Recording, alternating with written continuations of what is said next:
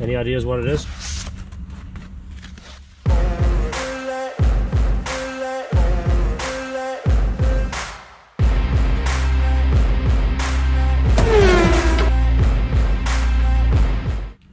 At last, the SiR airbox. So he just shipped this.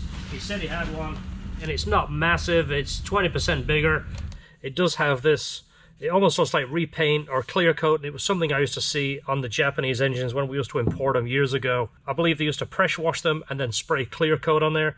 I wish I could keep this sticker, but I don't have a way to reproduce it, and I'm not really keeping it for, you know, JDM points. I don't really care to keep it because it's not like a Japanese JDM car. JDM, by the way, is Japanese domestic market. People throw the word JDM around like it's, you know, like a quality part. It just means it's produced and sold in Japan. I want the box to look nice more than preserve a Japanese sticker that I can't read. I think I'll clean it with some soap and water, you know, give it a good scrub, then put some rubber conditioner on there. These bolts, I'll see if I can clean those up. They're like they're sitting in there. They do thread in there, believe it or not. But let's go ahead and refresh this and see what I can do.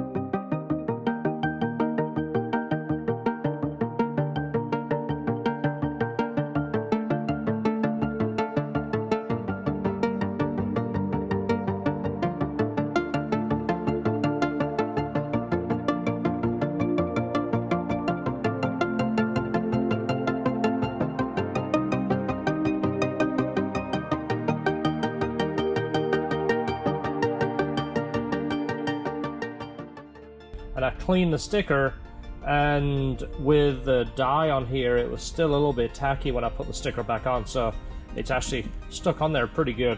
Like I said, it wasn't something that was like a deal breaker, but it's kind of nice to have it. I'll let this sit for another day or so, and I'll put some more of the conditioner on there. And what's nice is it's dry, it's not that greasy look. This is the JDM filter. Now, I've done a little bit of research, and the part number for this is a K&N number is 33-2061. I'm searching around for this. I'll update you if I find it. It's been discontinued by K&N. I went to K&N Direct and they don't have it. So I'm going to search around and see if there's any sites that have one of these. If not, I guess I'll be shopping in the UK or somewhere like that trying to find a replacement. It's not bad, but a K&N one obviously flows better. The lower portion of the box, I'm going to do the same thing with this. It's actually in pretty good shape, but I'm just going to clean it with soap and water. I'll concentrate more on these parts to kind of show you what we can do to kind of refinish it, make some of this older stuff look fresh again. All the tabs are in good shape. Everything is here. We'll put this, and I'll show you what needs to be done, but I might make a little snorkel come out of here, just go into that opening area in the car just to draw in a little bit of cold air. These wheels I had on my white CRX. Well, I wanted to put some Mugen wheels on it. That deal didn't work out. I had a deal going with somebody. It didn't really happen. Can't wait. I want to show you these. These are the wheels I got right here. Kind of excited to show you. These are the Cozy K1s. Well, back in the day, I ordered these in white for my CRX. I ordered them directly from Buddy Club. They took about 4 months to get. I got them in white, and I put them on the car, installed them. First car show I went to, somebody pulled up next to me and said, "Hey, I got the same wheels." Theirs said Cozy K1, mine said Buddy Club P1 or B1, something like that. And I was so like upset at the time because he got his for half the price of me. They used to have writing on here. I don't know if there's stickers in there somewhere, but this was kind of a nostalgic wheel. I liked it. It's light. I mean, you can pick the wheel entire up with one hand. I'm not used to that dealing with S2000 stuff. But I like this. It's clean, it's lightweight, and it kind of has that nostalgic thing from my EF days.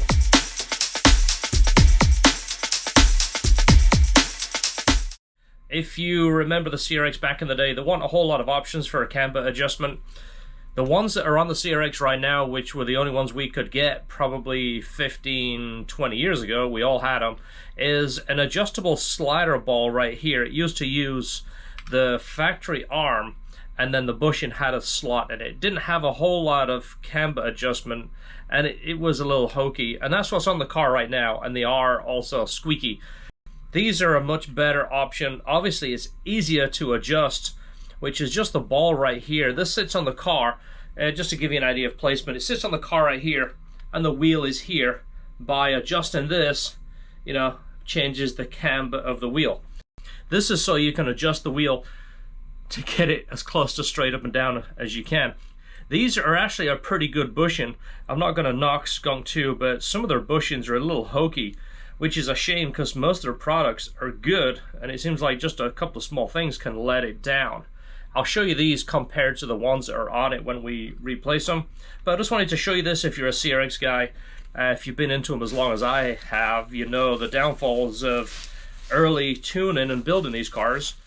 I've been wearing these sunglasses, this style of sunglasses, since gas was about $1.80 a gallon. These are actually cheap sunglasses, and they're not dedicated sunglasses. They're safety glasses, but they have a tinted lens. They fit me, they fit everybody. They fit my kid. My kid's 12. My little girl's 7. They fit her. They've got a nice comfy nose area. This is stretchy right here. They don't have the hook to go around your ear, so if your ear's in a different position than mine, or even if you have, you know, one way back of your head, these will work. Let's say you're outside, you're getting out your truck, and your glasses slip off your face as you're getting out of the truck. Oops, they're still fine.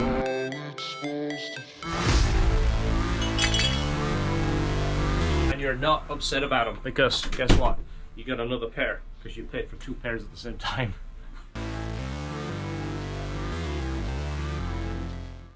Oil time. So we're going to work on the box here a little bit. The box, we have to make some custom brackets to fit in. Our big issue is making the hose fit between it. We're running a little bit larger throttle body, and the hose isn't very flexible. It doesn't want to fit on that throttle body. So once we get this oil in there, we have a fresh filter. We'll go ahead and crank it, get an idea of what's going on. We'll listen to this exhaust too. This is the nostalgic exhaust. Last episode it's a Tanabe Revel or Rebel or something. I'm debating about changing that tip down to a little bit smaller one, but this is that nostalgic look, nostalgic sound. Cedric from Virginia, you just ordered a Science of Speed 3-inch pulley for your S2000, so you're the first one gonna get some of my favorite glasses. Go ahead and post on Instagram, let me know what you think, and of course, you know, share the link so we can sell them. We have S300 in here. It's converted to OBD1. We bought a conversion harness, so we should be able to just drop in a program. I just opened up a, let's go ahead and what we'll do is just make it simple. We'll go new and we'll go ITR everything stock, and then what we'll do is just change the injector size. We'll put S2000 injectors in here, so fairly close. Let's just put 300s in there, something like that, and we'll upload that. We'll see how close we are. We just need to cycle the key and see if we're getting any kind of click. All right, I'm plugged in. It's connected. Do you hear any click? No. Can you get the key, or let me get it?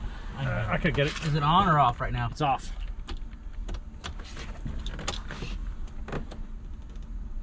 No, we're not getting a min relay click. So this had. No, that's the. I think that would be the clutch one. The idle valve I was just hearing out there. There's something under here, but there is a relay on the clutch. Yeah. You make sure it's in neutral. I'm just gonna push the clutch and bump it because this wasn't even hooked up before. Okay, we're in neutral. Ready? Yeah. Okay, that works. Good. All right. Okay. Yeah, the clutch safety wasn't hooked up. Oh. I got all that fixed. So we don't have a min relay. There was 2 min relays in the car, which is probably a good time to tell you about a new product. JDI. These are great guys, and they offer some fantastic products. We use some of their products on the Burt hatch. Well, they sent us this, a harness and relay to replace your main relay. This is a big problem with Hondas if you know anything about them. This is almost like two relays in one. One sends power to the ECU, the other one sends power to the fuel pump. And it's one of those things, once you kind of get the feel of it, you turn the key on, you hear the click of the relay, the fuel pump runs, and then you get a check engine light, the engine light goes off. If you hear the click, it's usually a good sign the relay works. Sometimes it's a very quiet click, sometimes there's no click, and you're going to get no fuel pump, which means it's not going to start. And this is like a proprietary relay. You can see what this looks like. It's a big relay, and it has obviously a different plug to most relays. They offer this, and it uses a conventional relay. This is a 40 amp relay, but this is that really common relay you can find in the parts store. If you're in the middle of nowhere, you can find this relay. So if it goes out, this is super accessible and obviously more reliable because it's new. These things get 10 years old and the contacts get old and they have issues. This is available for the EG, EK, and DC2. They don't offer it for the EF yet. I believe they're working on it, but the plug is slightly different. I was hoping we could use this, but it's not going to plug in. But check them out, JDI. Those guys are great. They're Honda enthusiasts. They build some great products, and they're into what they sell, which is more important. So unfortunately, we're not going to use it on our CRX, but when they do come out with one, we'll get it. Luckily, we do have a spare relay. Let's go ahead and put that in. Hopefully, we'll get a fuel pump output. So we got our main relay figured out now, so we should be fairly close. If you want to go put it on, let me put the data logger on, make sure we don't have any codes. I think we did have a code a minute ago. We do have a new O2 sensor in it, but again, this harness here is an eBay harness. We used to buy these from Kenji back in the day. Anybody remember Kenji? Kenji, if you're watching, you're still world famous when it comes to these things. Well, now you can buy a harness for like $1.50 shipped. So if it doesn't work, you can't be mad, because it was only $1.50. All right, data logger's working. Is it? Yeah. Does it show a trouble code over there or no? It's blinking over here. It's not showing anything. It would usually come up and tell you something. Looks like 41. Was it 4202? 40 something's are on 2. Yeah. We didn't do anything.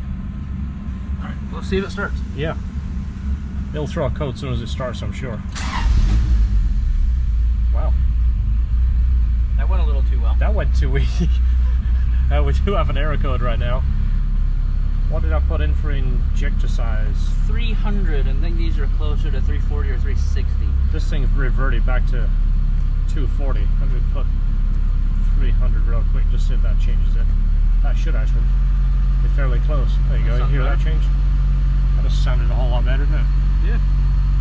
Wow. Feel how smooth it is. Oh, it's perfect. Holy moly, is that smooth? It's really good. See that? It's smooth as can be. This is so simple. I mean, it was awesome when it had the supercharger on. Obviously, it's so much more power, but it's so simple and easy to work on, and it's just as stock as could be. You know, apart from the exhaust. I didn't even listen to the exhaust. It sounded quiet. I didn't really hear it from up front.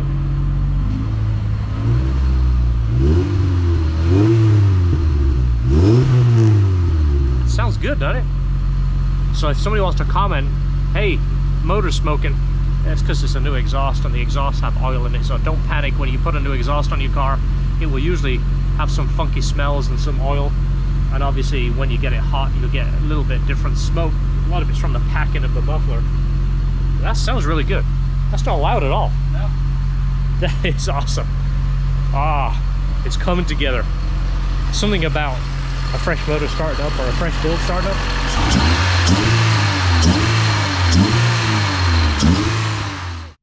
So I've been searching for filters for the airbox. This was the only one I could find, and this guy is in Australia. He wants $84 and $95 shipping. So I don't know if that's obviously that's US dollars, 118 Australian dollars, 135 Australian dollars. I don't know if the guy's going to just fly over and bring it, but that's a little pricey. Well, I'd searched that and went through all the different KN numbers. I showed you the part number earlier, and I couldn't find it. And then all of a sudden, I'm laying in bed one night, as you do, you know, while you get out the shower and your hair's dry and you're sitting there typing stuff in. This is my search history. Well, then I went into the full description and looked at this and went, wow, that's the part number, that's the dimensions, that's everything we need. So I couldn't click fast enough, so this is on its way. It should be here in a few days. The Dragon meet. We are meeting up with the guys from Classic Hondas on the Dragon, so you're going to meet the LHT guys and those guys, plus a whole bunch more of enthusiasts. Most of them are going to be Hondas. Of course, there'll be tons of CRXs, tons of Civics, Preludes. I mean, there's even obviously minivans. The guys at JDI have a pretty cool setup. So October 8th, meet us there, meet those guys, and hang out with a whole bunch of guys that think like you do and have the same kind of enthusiasm over their Honda as you do. This guy will be here too. Yeah, you're gonna be there, right? Yeah. He'll be here. Jeff will be here. Mike will be here. About 300 people that you don't even know yet. See you on the next video. Don't forget, enjoy your cars, and see you October 8th. And don't forget, wear your safety glasses in your car or in the shop. Oh, you can get them for free. See, the Fig George Perfect. In fact, let me give you a brand new pair. I'm safe now. You are safe. Can I throw something at you, see if it's okay? If you got something over there. Let's see. What's the worst thing that could happen? How's it supposed to feel?